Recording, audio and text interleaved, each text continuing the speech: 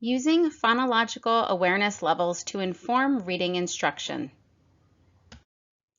In this video, we'll cover some of the main takeaways from Chapter 5 in Equipped for Reading Success by David Kilpatrick.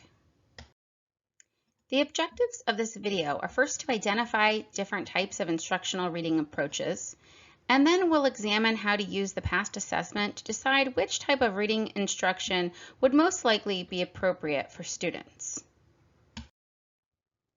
We have three different instructional reading approaches we're going to go over on this slide. The first is the linguistic approach, or the word family approach. So you're going to be using word families, like this is an example of the and family, and a limited number of irregularly spelled words, which would be to and the would be the examples of those, and the students would read word families. Dan ran to the van. So that would be an example of the linguistic approach. And then you have the phonics approach, which most people, I think, are familiar with, where you're talking about your controlled decodable text that's reinforcing a phonics concept, as well as integrating some irregularly spelled words. So this would be an example. Dot said, Tom can shop for hot dogs. This is something you might have introduced after the short O.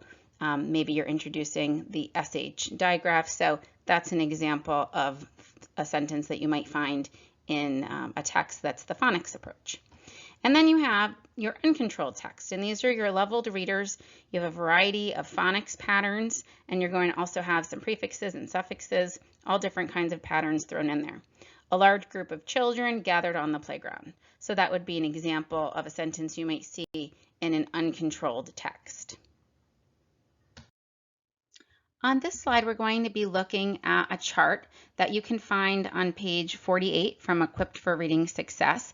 And this is just a general guideline for your typically developing student, what the grade level is, the activities that they're able to complete, and then once they can complete those activities, those phonological awareness activities, what kind of material would be appropriate for reading. Now, just a word of caution with this. I have reached out to Mr. Kilpatrick about this because I wanted to make sure I was interpreting this chart correctly. And he wants to make sure that people are really seeing this as a general guideline. This is not based on normed data. So this is based on his personal experience and work in schools where students were not trained in phonological awareness. So just keep in mind that depending on the school where you teach, the results might be a little bit different, because if you're working in a school where you are actively training kids at the kindergarten level and the first grade level, and maybe even second grade in phonological awareness, then you're going to probably see higher scores than this. So this is really based on working with students who did not receive any training in phonological awareness. And these are your typically developing students without that phonological awareness training. So it's just important to kind of see this chart from that perspective. So we have pre-K to early kindergarten. These are students working at that syllable level. And at that point, we really should be focusing on reading to students and teaching them their letters, their sounds, letter formation, concepts of print. Late K to early first. This is the onset rhyme level. Once students are really proficient at that onset rhyme level, then they're ready for the linguistic approach to reading. Then we have mid-first to late first, and these are students who are working at that phoneme level, basic phoneme level.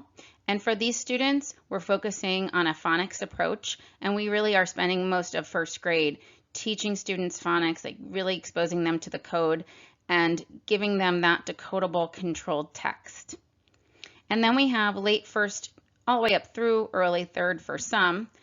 And those students are working at the advanced phoneme level. And at this point, when students are really in that advanced phoneme level and they're proficient in most of those levels, they really can do any kind of reading. We're ready for that uncontrolled text and those trade books. Now, keep in mind, there's going to be a huge range of what your students can do based on the population you have, whether or not they've had any kind of phonological awareness training, whether or not there is a systematic phonics program. So there are a lot of variables. The point here is that when you know what the child's level of phonological awareness is, you can better choose text that will support them. because I know if you're a first grade teacher out there, I know I've seen it myself. In the beginning of first grade, a lot of kids are not ready for those uncontrolled texts, and yet so many schools use those uncontrolled texts, and the kids are very frustrated. And then we get into the case where they're looking at the picture and they're guessing because they can't read the words. So it's really about just knowing your students, knowing how to best teach them based on where they are. And so you'll avoid a lot of frustration with you and also with the students, because they feel extremely frustrated when they're given text they just can't read. So this is just one other tool that you have now in your tool belt to help you choose the most appropriate text for students. On this slide, I've just taken the information from the previous slide and organized it by grade level, shown what to expect from the beginning to mid-year, and then mid to the end of the year. And again, this varies greatly depending on your student population, depending on how much training has happened with phonological awareness in your primary program. So for kindergarten, again, we have the syllable level, and students are mostly being read to here. They're learning their letter names and sounds. And then we're moving on to the onset rhyme level and the linguistic approach. The beginning of first grade, most of our students really benefit from using that linguistic approach. And then once they're able to do those basic phoneme level skills, then we can move on to more of the phonics approach. Now, having worked in several different schools with students who came in mostly very prepared, having gone to preschool, many of the students, by the time November rolled around, many of them were ready for that phonics approach and even the uncontrolled text. So again, it really depends on your student population and what kind of exposure they've had before they've actually entered school. If you have students who have gone to excellent preschool programs, you're going to see higher results. If you have students who have received phonological awareness training in kindergarten, you're going to see better results here. So just keep that in mind. This is just a guideline. And then we have second grade, and most of our students are ready for that uncontrolled text, with the exception of maybe students who are struggling. I taught second grade for 10 years, so I can tell you most of my students were ready to go with uncontrolled text and had even been reading uncontrolled text by the end of first grade. But again, it was really a program where there was phonics, there was phonological awareness, and kids came from homes where they had attended preschool. So it was dealing with a student population where there was just a lot of explicit instruction. So in my experience, most second graders were able to read that uncontrolled text. Here's an example of a first grader that I assessed. This is the beginning of first grade.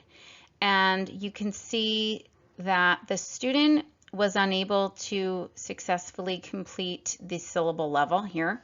We had 2 correct, 1 automatic, and then we had 0 correct or automatic. The student was able to do some of the level E, 2 of the E2s and 1 of the E3. So this student had some syllable knowledge, but was not really secure on all of it.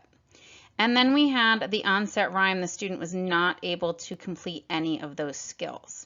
Now, as I said earlier, we're using phonological awareness to inform our reading instruction. We would also want to do a phonics assessment, which I did with this student. But I thought it would be interesting to take a look at this just based on what you're seeing here. So not taking into account how the student did on any kind of phonics assessment, but just looking at that level of phonological awareness. Let's take a minute to pause the video and discuss where we think this student should be. What type of reading instruction?